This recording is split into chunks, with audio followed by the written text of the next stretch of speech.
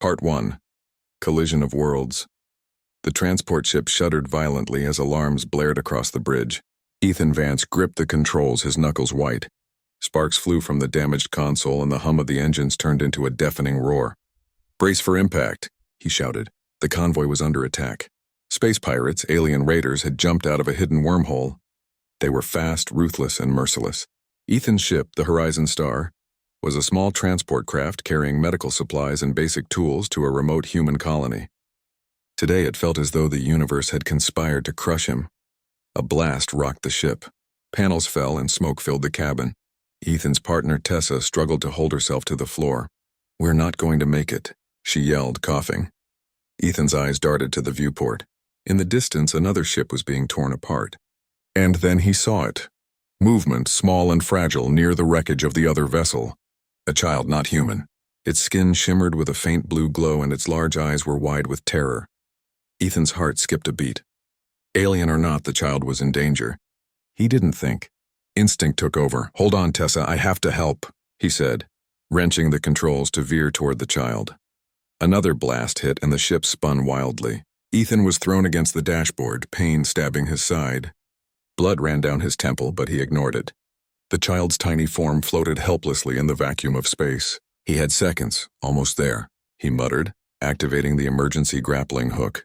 The cable shot out, latching onto the child's suit. Ethan tugged with all his strength, maneuvering the spinning ship to bring the child inside. The airlock hissed as he yanked the child into the cabin. Tessa rushed over, helping Ethan guide the small being into a secure container. "Is it alive?" she asked, her voice trembling. Ethan examined the child. It shivered, gasping. Its eyes locked onto his. And in that moment, Ethan felt a strange connection, an instinctive promise that he would protect this small life. "Yes," he said firmly. "It's alive, and it will stay alive." Another explosion rocked the ship. Ethan groaned as pain seared through his leg. Tessa supported him as he stumbled to the controls. "We need to get out of here," she shouted. He nodded. The child was safe in the containment pod, but the raiders were not giving up. They fired relentlessly, tearing chunks out of the ship. The alarms were deafening. Smoke burned their eyes, but Ethan pushed forward, using every trick he knew. He had grown up on Earth, trained in survival and quick thinking, but nothing in his life had prepared him for this. Piloting a fragile transport ship through the void, while aliens tried to destroy him and a child of another species. But Ethan did not hesitate. Every human instinct, the courage, the will to survive, and the moral need to protect the weak guided him. Finally, after what felt like hours but was only minutes, he managed to escape the immediate danger. The raiders vanished into hyperspace, leaving the convoy in ruins. Ethan collapsed onto the floor, gasping. His blood soaked his uniform and pain stabbed his limbs. Tessa knelt beside him, worry etched into her face. "You did it," she whispered. "You saved it." Ethan barely nodded. His mind was on the child. The little being looked small, fragile, but alive. Somehow, against impossible odds, he had succeeded. And yet he felt the weight of what he had done, because saving a child, an alien child, would not go unnoticed. He didn't have to wait long to find out. A sudden, brilliant flash illuminated the wreckage outside the viewport. Ethan's stomach tightened. A ship unlike any he had seen before hovered in the void. Its design was elegant, almost organic, with light flowing across its hull like liquid metal. And then, standing on the observation deck, was her, the alien mother, Queen Sirali.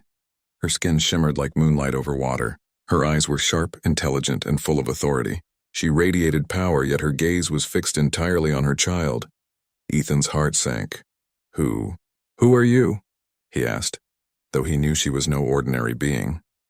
"You know who I am," she said, her voice melodious yet cold. "And you know what you have done?" Ethan swallowed. I didn't mean to." "You saved my child," she interrupted, stepping closer to the viewport. Her eyes glowed faintly. "And now, by the laws of my people, you owe your life to us." Ethan blinked. He had faced countless dangers, but nothing like this. Law's obligation? He had acted out of instinct, out of simple human compassion. He had never considered that it could bind him in some alien custom. I just saved a life," he said, trying to keep his voice steady. "I didn't do it for reward or debt." Sirali's expression softened slightly, though her eyes remained intense. "It does not matter. You risked everything for her. That is how our world works. You cannot undo it. Tessa, standing beside him, looked horrified. Ethan, what does she mean? Life debt? Ethan shook his head, grimacing. I don't know. But whatever it is, I have no choice. Sorali's ship descended, docking near the wrecked convoy. She stepped aboard the Horizon Star, her presence filling the room like sunlight breaking through clouds. The child, Lyra, stirred in her containment pod and immediately reached out for her mother. Sorali's gaze softened as she held Lyra close. But then she looked back at Ethan, piercing through his injuries and exhaustion. You are human, she said quietly, almost to herself. Fragile, but extraordinary. Ethan felt a strange warmth at her words. The aliens had always viewed humans as weak, fragile, and unworthy. But somehow in her eyes he saw admiration, even awe. I only did what any human would do, Ethan said quietly, looking away. He felt pain in every part of his body, but he could not stop himself from standing tall. I couldn't leave her to die. Sorali tilted her head, studying him. Your species is remarkable. Courage, compassion. You have qualities we thought impossible. Ethan's chest swelled slightly, but he quickly suppressed the pride. He was a survivor, not a hero. Yet he could not deny the satisfaction of being recognized. Suddenly, the child in the pod stirred, looking up at Ethan with wide, trusting eyes. Ethan knelt and held out a hand, letting Lyra touch it. The small hand wrapped around his finger, fragile yet full of life. Stay safe, little one, he whispered. I promise I'll protect you. Sorali watched silently, her expression unreadable. Then she stepped forward. By the customs of my people, she said, her voice firm, anyone who saves my child must accept their claim. You are now bound to us, human, not by force but by law. Ethan felt the weight of her words. His mind raced. He had saved Lyra without thinking, yet now his actions had consequences he could never have imagined. Tessa placed a hand on his shoulder. Ethan, what will you do? He took a deep breath. I'll protect her, if that's what it takes. I can't leave her alone. Sorali's eyes softened once more, though her posture remained regal. Very well. You will stay with us, human. You will learn our ways, and in time you will understand your place. For now your task is simple, protect Lyra. Nothing more. Ethan nodded, knowing he had no choice. The child's life was in his hands. And though he did not yet understand what the future held, one thing was clear. Humans were stronger, braver, and more determined than the aliens had ever imagined. And that strength, that humanity, would be tested beyond anything Ethan had ever faced. The Horizon Star rested among the wreckage, smoke curling from broken panels, but inside a small light glowed, a human light, a determination to survive, to protect, and to prove that even in a galaxy of powerful aliens, humans could stand tall. Ethan's journey had only just begun. Ethan woke to a soft humming light.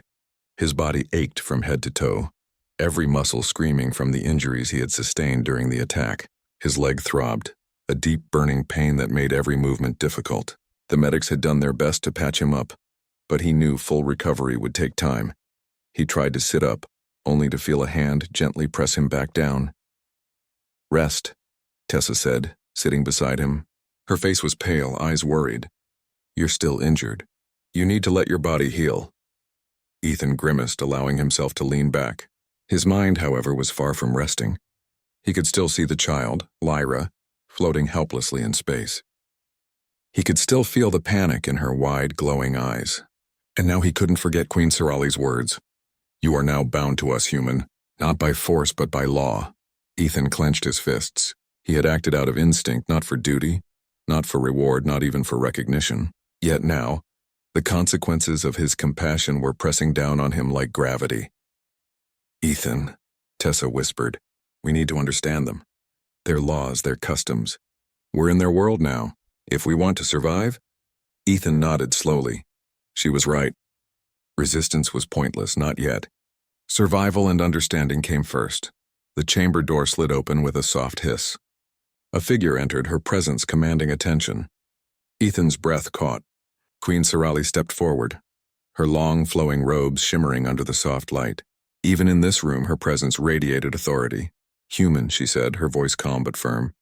You have done what no one of your kind could have done. You risked everything for my child. That alone demands respect, Ethan swallowed. I didn't think. I only wanted to keep her safe. Sirali's eyes softened slightly, though they remained intense. That is exactly what I find remarkable. In my world, survival often outweighs morality. Decisions are made for gain or advantage. But you acted without calculation. You chose compassion over self-interest. Tessa leaned closer, whispering, Ethan, she admires you. Ethan shook his head. I didn't do it for admiration. I did it because it was right. Sirali observed him, her glowing eyes studying every line of his face.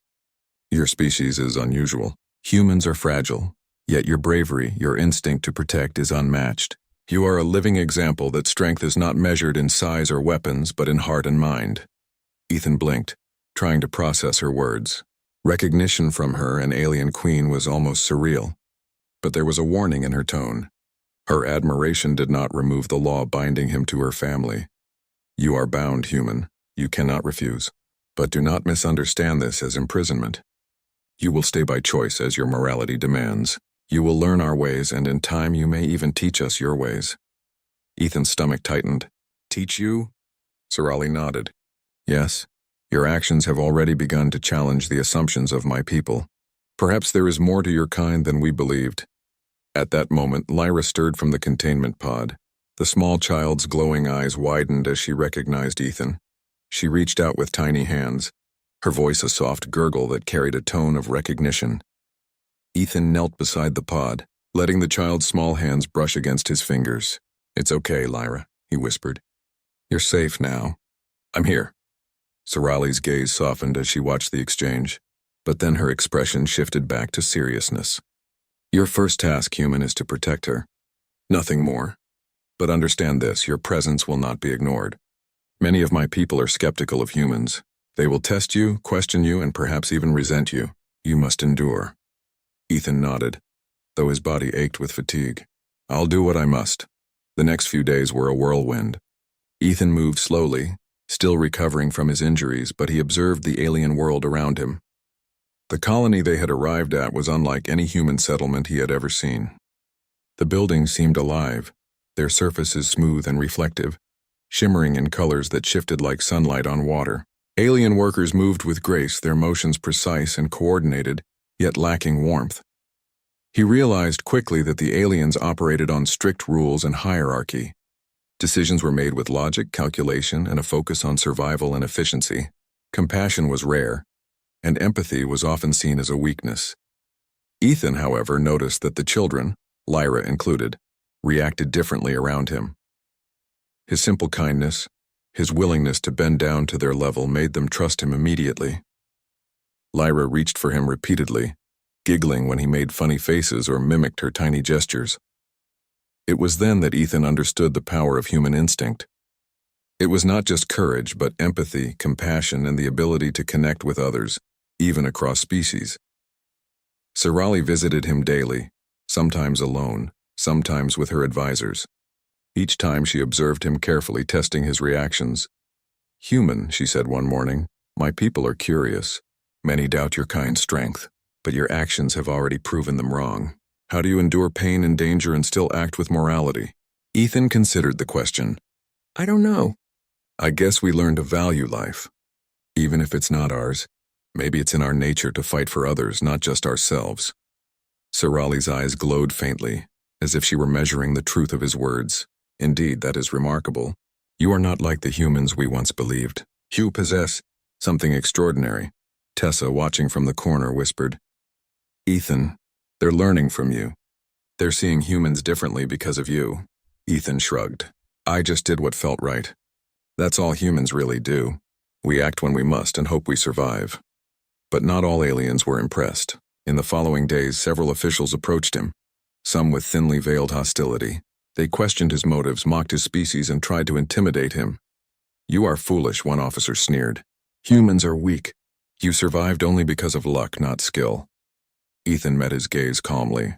Maybe luck helped, but so did thinking and caring. You can plan all you want, but sometimes the right choice is the one that saves a life, not wins a battle. The officer's eyes narrowed, but Ethan did not flinch. His confidence, quiet but unyielding, drew attention. Others began to murmur among themselves. Slowly, respect, cautious and grudging, began to replace doubt. Even Sorali seemed pleased. "You see, human," she said during one of her visits, "your morality is as strong as your courage. My people will learn from you whether they like it or not." Ethan allowed himself a small smile. "I only hope they learn the right lessons." As the days passed, Ethan's bond with Lyra grew stronger. He learned her small gestures, her sounds, her moods. Protecting her became instinctive, just as it had been in the vacuum of space. And Lyra, in turn, trusted him completely, a tiny being placing her life in human hands. One evening, as the twin moons of the alien planet rose over the shimmering city, Sorali approached Ethan with a serious expression. "You have earned my respect," she said, "but the law remains. You are claimed by my family. Soon there will be ceremonies, tests, and duties that you must perform. You will face challenges designed not only to test your strength but your heart." Ethan nodded. "I understand. I'll do whatever it takes to keep her safe." Sorali's eyes softened slightly. "Good. Remember this, human. Strength is measured not only by survival, but by the courage to act rightly when survival is not guaranteed. You have already proven this. Now you will prove it again. Every day." Ethan looked at Lyra sleeping peacefully in her small pod and felt a renewed sense of purpose. He was injured, tired, and uncertain of what the future held. Yet one thing was clear. He would protect this child and, in doing so, show these aliens the power of humanity, because humans, fragile as they seemed, were capable of courage, compassion, and resilience beyond imagining, and Ethan would prove it, no matter the cost. Word count, 1520.